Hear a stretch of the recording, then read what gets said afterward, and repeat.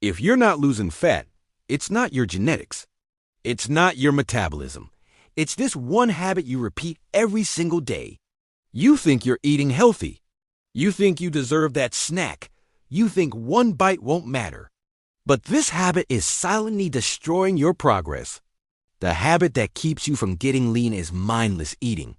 Eating while scrolling. Eating while watching Netflix. Eating because you're bored or stressed. You're not actually hungry. You're distracted. And when you don't pay attention, you overeat. When you overeat, you store fat. Then you blame your body. But it's not your body. It's your awareness. People who stay lean don't just eat less. They eat with intention. They stop when they're full. They control the habit, not the other way around. For the next 7 days, I want you to try this. Eat with 0 distractions.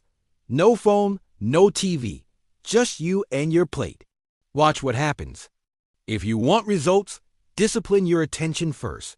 Your body will follow. Thanks for watching and subscribe for more.